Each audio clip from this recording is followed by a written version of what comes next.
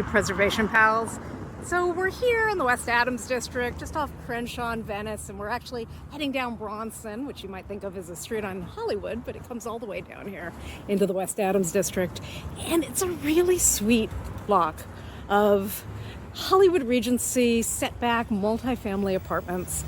These are the kind of apartments, they're garden court apartments. This is the kind of stuff that people love to live in. And I'm really happy to see these buildings are well maintained. They're getting a new water line put in because, these 1930s buildings, they don't last forever. Oh, hello. Did you guys know? This is true. Grasshoppers have really beautiful wings. I would chase it if I wasn't making a movie for you, but right now I'm making a movie. See, you even see some that are painted in this kind of hipster black and gray. But they're all beautiful, and they've got these terrific pop-out windows that are still the aluminum. It's just good stuff. And the nice thing about it, because they have this respected setback, they all fit together, even though I'm sure they all have different owners at this point. But it feels like a neighborhood, and it feels like, gosh, I have an apartment down in the West Adams district, but it's kind of like having an elegant home. Someone thought about this. They have coins even. They have quans at the corner. They have these broken pediments, which is Adams-style architecture. And, one of the cool things is, it's probably only 2 or 3% of the little kids who grow up in this neighborhood who actually respond to the beauty of good design. But those 2 or 3% of the kids, they get to live around beautiful things. It makes a difference. And then there's a change. There's a couple things that happen down here. We're actually hitting a newly named street. It's called Johnny Cochran Vista. And I do want to talk about these 1921 Spanish colonial revival / Pueblo style bungalows. Gorgeous. They're gorgeous, and they are a very unusual typology. This is actually a corner lot bungalow court, not a large court. Four units. The bougainvillea on the other side is kind of Well, let me get this for you. And I will talk about it, but I have to talk about something else because, listen, LA history is layered. It's not all beautiful. I like that they have all the different colors of bougainvillea. But we've got Johnny Cochran Middle School over here, Johnny Cochran Jr.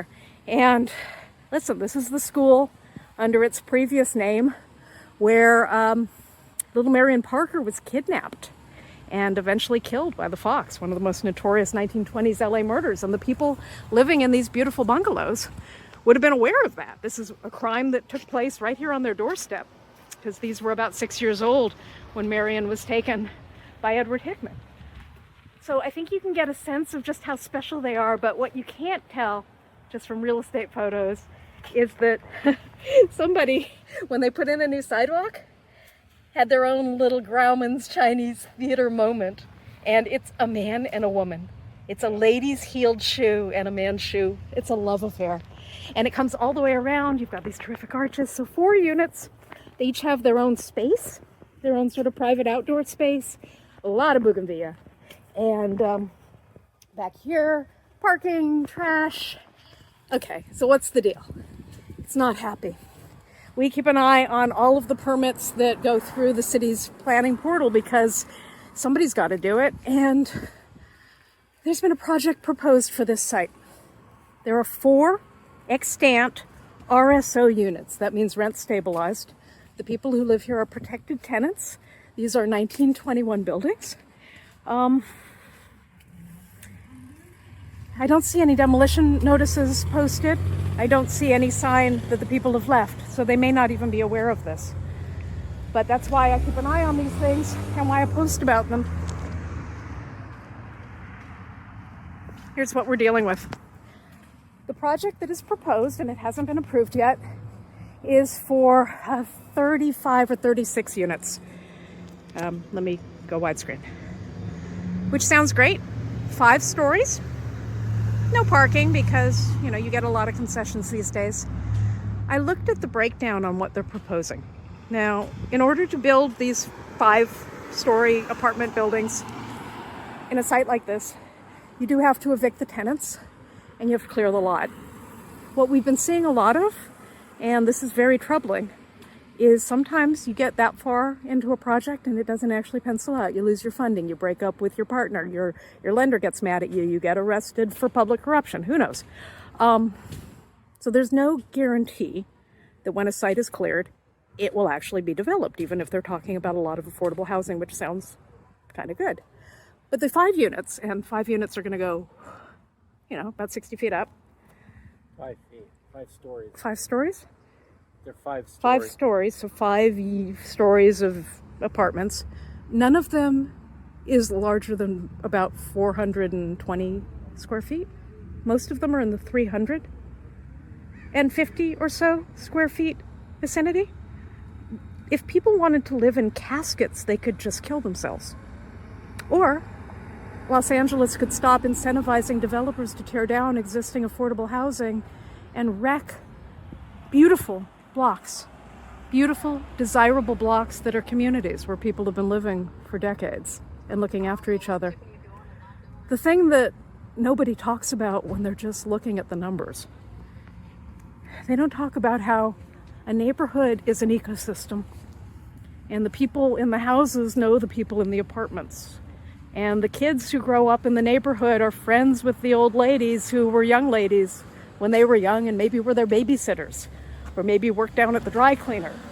And a neighborhood like this, which is a mix of really extremely beautiful single-family homes and desirable multifamily units next to a middle school with old trees and old plantings. This is a community. And when I got here, I said to the Lions, listen, I need you guys to keep an eye on stuff because nobody else is. I don't know if the people who live there know. That's why I post about this stuff. I post the addresses. I post pictures. I'm not coming down here and signposting. That just is more than I'm able to do. But I'm at least able to get this information and share it. Some of the houses that I'm finding that are slated for demolition, I'm sharing with people who would like to move them to Altadena. But these units, these beautiful corner bungalow units, 1, 2, 3, 4, with their candy colors, with their beautiful gardens, with the people who have been part of this community, I am certain, for a long, long time. It is the obligation of those in power in the city of Los Angeles to actually protect and preserve what we have, but they've lost their way. Jose Huizar, who is serving a long prison term for confessed racketeering, led the Planning and Land Use Management Committee, and it became impossible for people who actually cared about good planning and community to do anything. And those people left. Maybe they left Los Angeles, maybe they left city planning. Those of us who are still on the outside and remember what the city used to be like do not want what they're selling.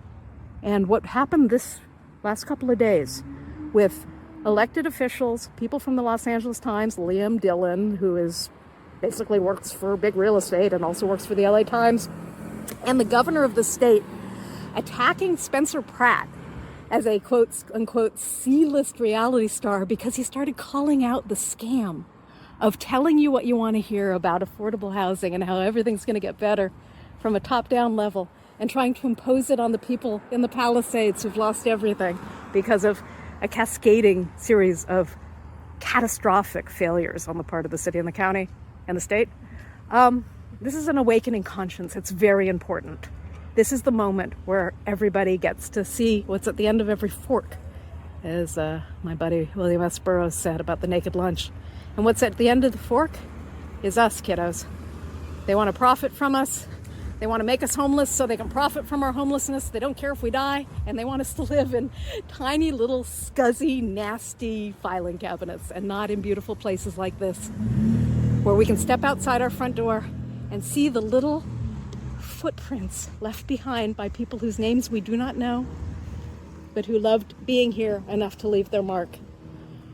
And we can remember little Marion Parker kidnapped from what is now Johnny Cochran Middle School. And we can remember that it means something to be an Angelino. And you know what Angelinos do? They love beauty, they look after each other, and they have absolutely zero tolerance for the lies that come from people whose only interest is making this an ugly place. This is a beautiful place. Cowboy, you got anything? I'm always happy to be with you. I'm really sad. Well, don't be sad. They're still here. Yeah, I know, but I'm really sad. I know. They're more beautiful than I even thought they'd be. They're beautiful. Yeah. Okay, I'm positive prayer energy. Yeah, put some energy into that, Cowboy. I am too. Woo! And for those of you who want more housing, hey, we want more housing too. Most of it's empty. Why don't you do something about that and we'll get behind you and you can get behind us and we'll all be happy Angelinos again. Oh, there goes an airplane. I wonder what it's saying. Something awful, I guess. Where are my lions? Say goodbye to the lion. I'm gonna say goodbye to the lions. Again, very special block. And you're in charge, so call me if anything happens, okay? Thanks, I appreciate it. Ooh, another pretty house. And these are, I think, the most beautiful vine. I last saw these in Glendale. Bye. Bye, I'll look after everything. Okay.